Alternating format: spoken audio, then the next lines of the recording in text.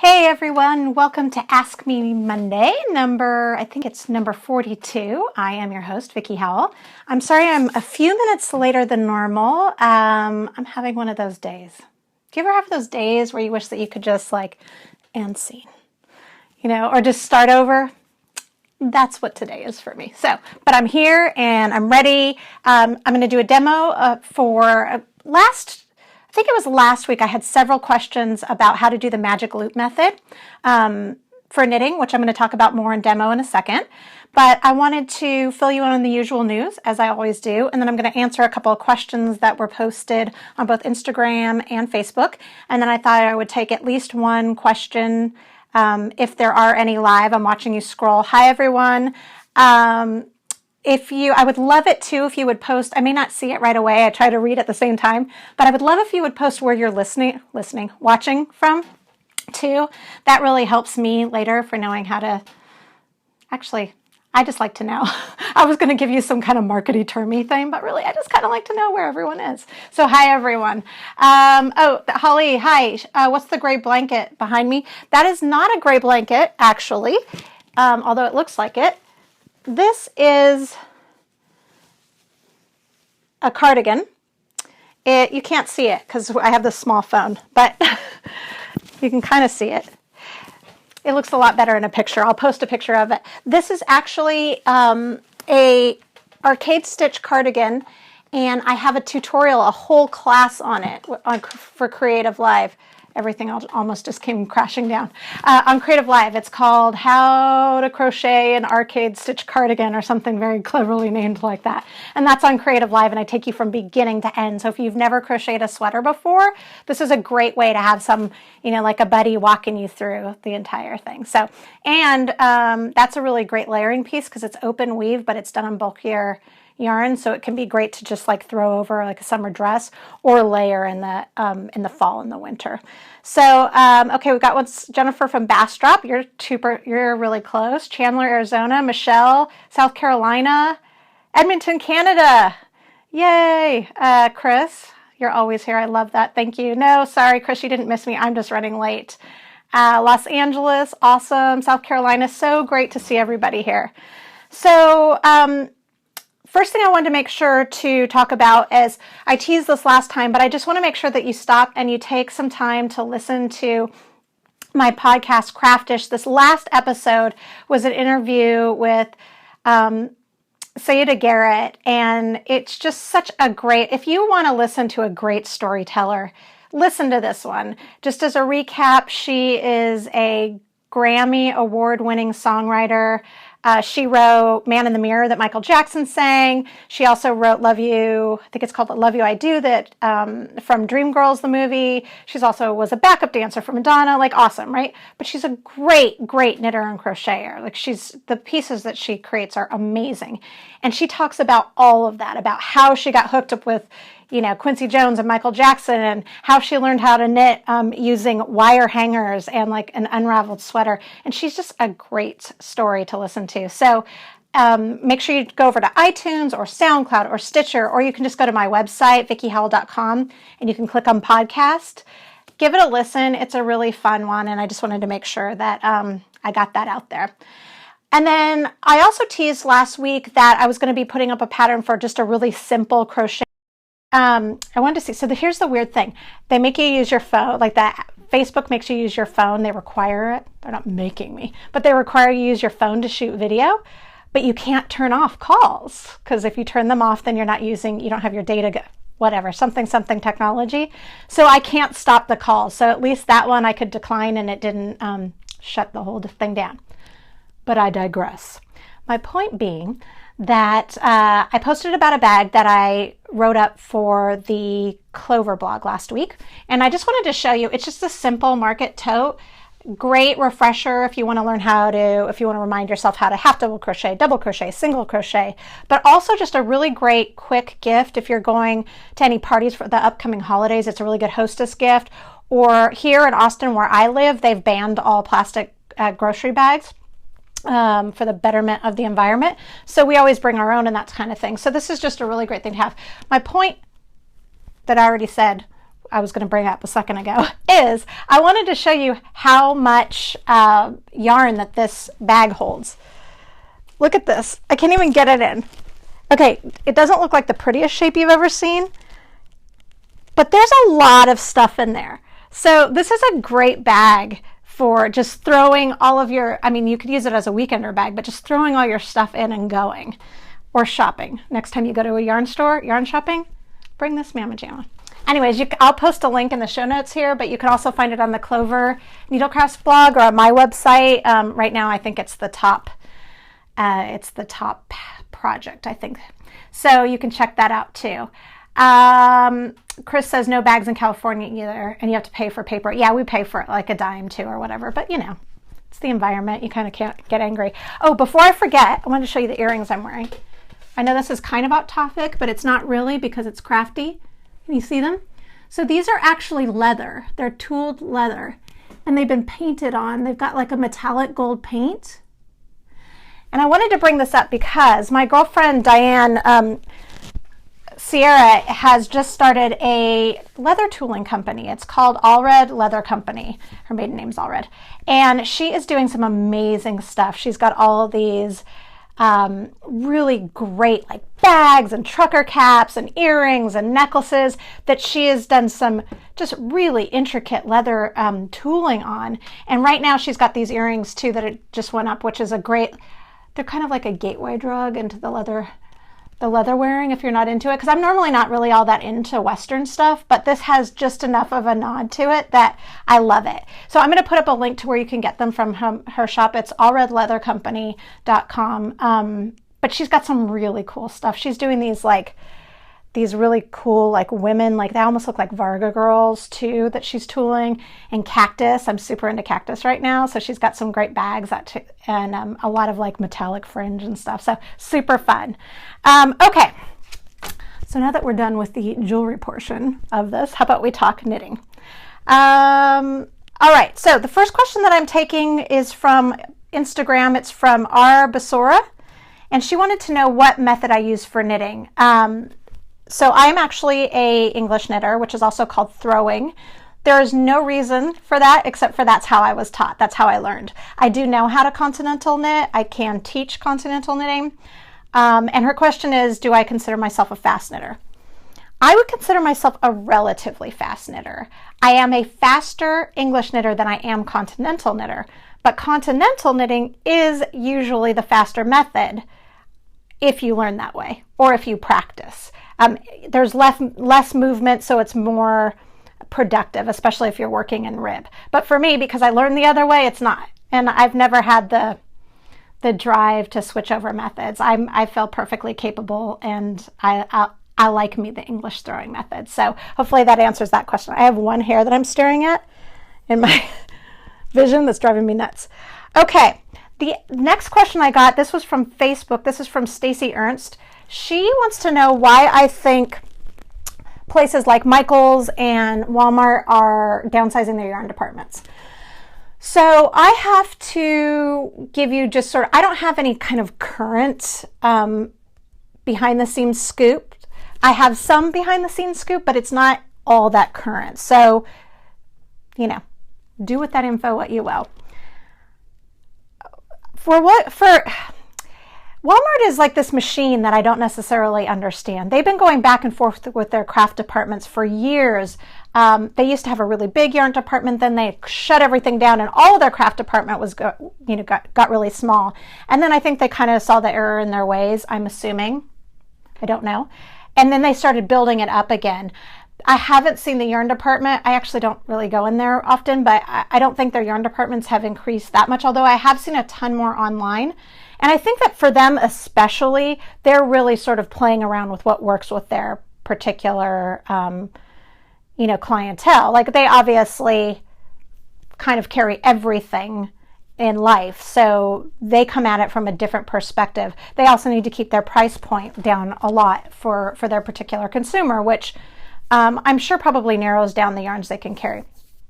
I don't know if that's not really an answer, but that's just what I know. At one point, they were thinking about building up their yarn department a lot, and I know this because the company that I used to have a yarn line with ordered like $500,000 worth of yarn for them because we thought it was going in there. This was years ago, so many years ago.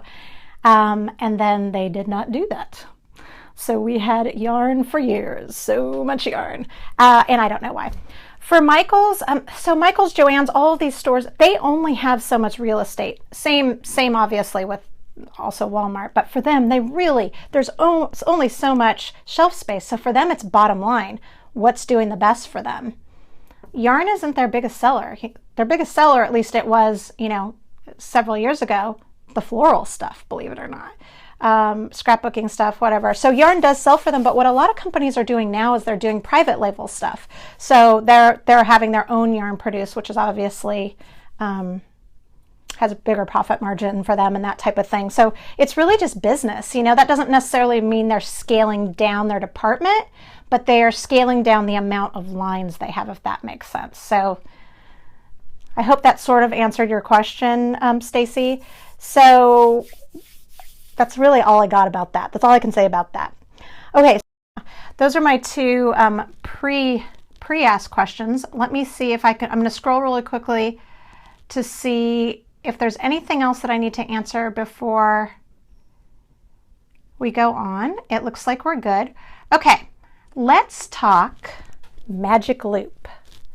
All right, so the magic loop method is a method for people who, for anyone that either despises working with double pointed needles or doesn't have the size needles that they need, double pointed needles on hand, and they want to knit in the round for something smaller like a gauntlet, wrist warmer, sock, some kind of round cozy, whatever. So the reason to use it, so there are two reasons. If you really don't like double pointed needles, and some people don't, some people just find them too cumbersome and too much moving around. Or if it's just convenience, you don't have to worry about lengths or whatever. What you need are circular needles that have a long cord. They really should be at least 29 inches. You might, if you were making, the general rule is that the cord should be 2 to 3 times longer than the circumference of your overall project. I frankly may not ever want to do that math. I'll leave that up to you. But just go long. Go long. The longer the better. This is a 29-inch cord. The one that I have set up as another step out, I believe, is maybe a 32-inch cord. I also like the cords. The cords should be really flexible. I like them when they're thinner. The more flexible they are, the less craziness there's going to be involved in this method. This, for instance, is a cord for an interchangeable set. I think this is the Denise set. This is not ideal for this method. Great cord if you're working on a heavy blanket, super strong, not all that flexible. This cord would work. It's somewhere in between, but it's not quite as bendy. Again, you can make anything work, right? But if you were just like pie in the sky, what's the best idea? I would go with a thin. This is from my my Clover Takumi interchangeable set. I think I've showed you guys this a million times before, that I use kind of for everything, and they have options for all kinds of long cords. Okay, so what I'm going to do is I'm going to do the usual flip around of the camera that is never all that clean and pretty, and I'm going to show you how to wrangle this monkey. And this is magic loop. So once again, just to reiterate, and I'm casting on because I forgot to do that before, this would be if you wanted to knit a sock or a wrist warmer or even like a newborn hat or something that's going to be just a little bit small in circumference, so you couldn't use like you know a regular size circular needle, like a 16-inch circular needle, and you didn't want to use double pointed needles. So I'm just casting on, I'm kind of just making up a number of stitches, and I'm going to turn around the camera and I'm going to show you what you do once you have the stitches cast on. 2, 4, 6, 8, 10, 12, 14, 16, 18, 20. I think that's good enough for you to get the idea. Let's do 22 because why not? Okay, this is funny. So this is some yarn that I indigo dyed, but it was before I learned that I was supposed to set it, and so it's coming off of my hands a little bit. All right, I'm going to do the flip around. This is the part where you talk amongst yourself because it's never pretty, and if I show you my thumbs, I apologize. All right. Ooh, I think I'm getting better. That wasn't that rough. All right, so first you cast on your stitches, just using whatever cast on method you adore or whatever the pattern calls for. Scoot this out of the way, scoot that out of the way. Then what you want to do is you want to split the stitches in half. So whatever amount, and it doesn't matter if you're working on an odd number of stitches, you know, just as close to half as you can. So I cast on 22, so I'm going to count 11 in, 2, 4, 6, 8, 10, 11. You want to split them in half. So what you want to do is you just kind of slide them to about halfway down the cord. And then you want to pull that cord out. This is the loop. The magic is starting to happen. Can you feel it? And then you want to place it so that you've got half of your stitches on what at this point will be a front and back needle. Make sure that the bottoms of your stitches are both facing down. And this is just your setup. Now, what you want to do to join around, right, you need to start knitting this stitch right here. Well, that's not possible when they're parallel like this. So to set up, what we need to do is we need to pull the back needle out. And then we're going to start knitting the stitches on the left-hand needle as if we would if we were working in the round at with any other method. Okay, so I'm going to make sure I don't have my tail. Yep. So I'm going to knit the first stitch. I'm going to go ahead and knit the second stitch too, just so I'm super stable. Okay, so at this point what you see is you've got 2 loops going. One over here and one over here. Ignore them.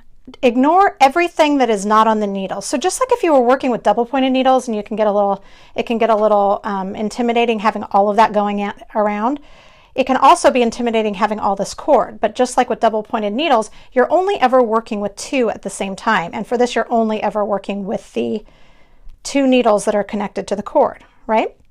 Okay, so you would continue knitting.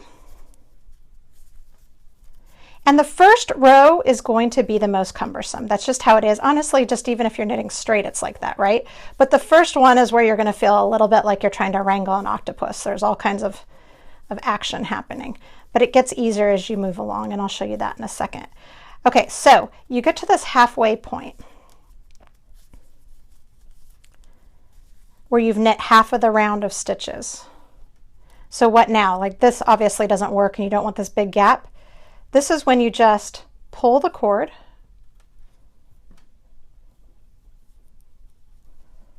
I'm going to switch it around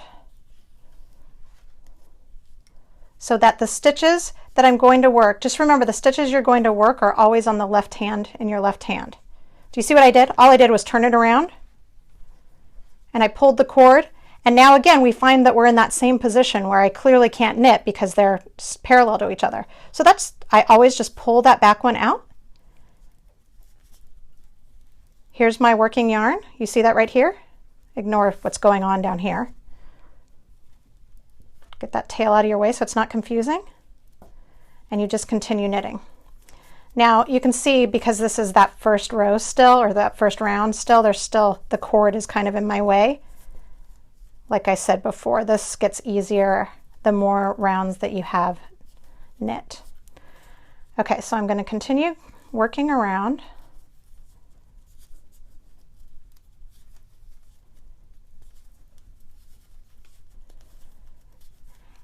Okay, so now I'm at the end of my round. You could have put a stitch marker. I always just use my tail as the guide, but I can tell because the tail is there that I'm at the end.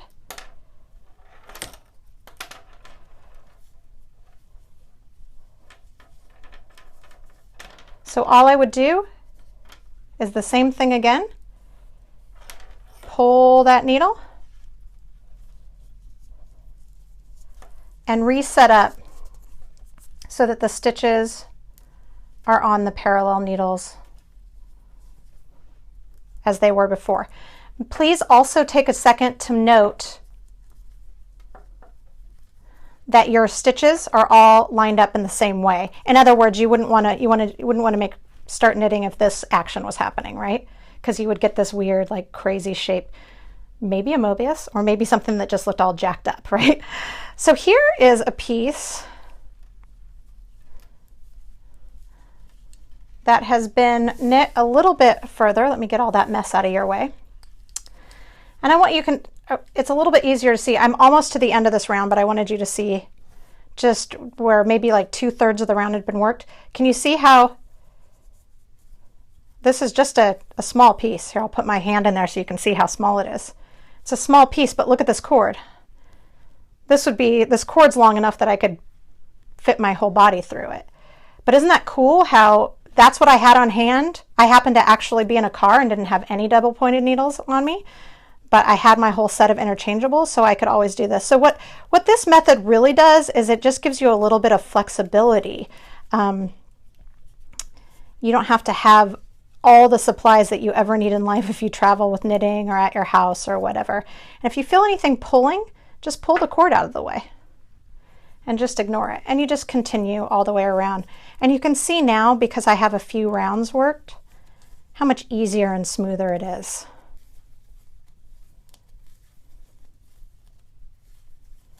Okay, that's the end of that round.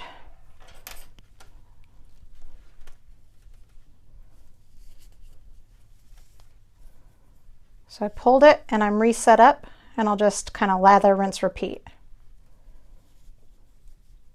Does that make sense? Does anybody have any questions? I'm kind of trying to scroll down. I don't see anything new coming up at all, so hopefully we're good right now. Okay, I'm going to do the flip around too. If you have any questions, feel free to Dirty Office. Feel free to jump on right now. And I'll also, as usual, try and come back to the boards and answer questions afterwards. And also, if you found this video helpful, please share it. That helps me out a lot. It helps me be able to do more of these. And also, there are 41 other videos that show things like this. Most of them were questions from viewers that I demoed. Some of them were just things I wanted to show you. But if you go to my website, or I'm sorry, my Facebook page, facebook.com/Vickie Howell, you can click on videos, and you could binge watch them if you wanted. You could just watch them all day long if you want, but you can check them out there for sure. Thank you so much for tuning in this week, as you do every week. I really appreciate it. Again, please comment and let me know where you're viewing from. I love to know. I also love to know if this time zone works. For those of you that are watching this later on YouTube, you can always watch on every Monday at 12 p.m. Central. I'm on live. Or you can watch it anytime on Facebook under the videos tab, as I just said, or also on my YouTube channel. I have a playlist for Ask Me Mondays. So thank you very, very much. Enjoy the rest of your week. Have a creative and inspired week, and take a little time to make, knit, crochet, cultivate something. All right, bye everyone.